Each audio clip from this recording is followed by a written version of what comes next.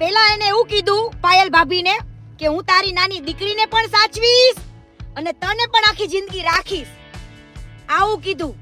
ત્યારબાદ 1 મહિના પછી ભાભી પોતે પ્રેગ્નેન્ટ હતા અને લગ્ન કર્યા.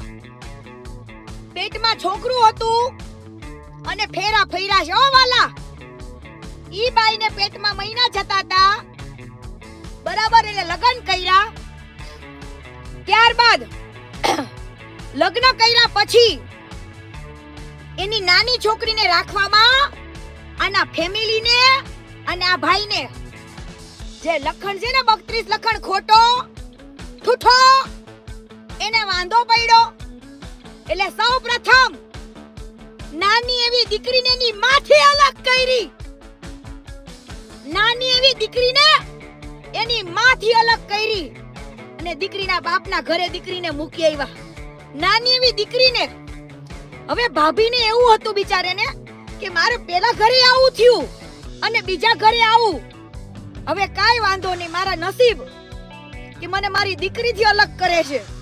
તો ભાભી એમાં પણ માની ગયા કે વાંધો નહીં, મારી દીકરી મારા બાપના ઘરે રહેશે, મારી દીકરીને વાંધો નહીં તમે ન રાખો તો હવે લગ્ન કરવાતા ત્યાં સુધી રાખી, એની છોકરીને સાચવી.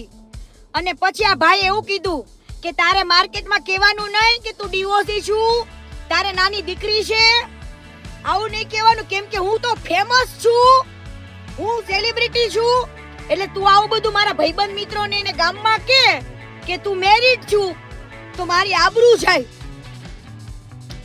આ વાત કરી એટલે દીકરી મુંજાણી, તો પણ એને એક્સેપ્ટ કર્યું, રાખ્યું, રહી બિચારી. ત્યારબાદ એની દીકરીની એકવાર એને સ્ટોરી ચડાવી. સાંભળજો મિત્ર, એની દીકરીની સ્ટોરી ચડાવી. એનો બર્થડે હતો તો સ્ટોરી ચડાવી ઇન્સ્ટાગ્રામમાં. તો જેવી સ્ટોરી આ ભાઈએ જોઈ ને એવો તરત ઘરે આવ્યો અને આને એની માયાના બે જણા થઈને બહુ મારી આ દીકરીને. ખાલી ભૂલ શું કે એની દીકરીની સ્ટોરી ચડી જાય તો ગામમાં ખબર પડી જાય કે આ મેડમ ડિવોર્સી છે અને આને દીકરી છે નાની, એવી ખબર પડી જાય.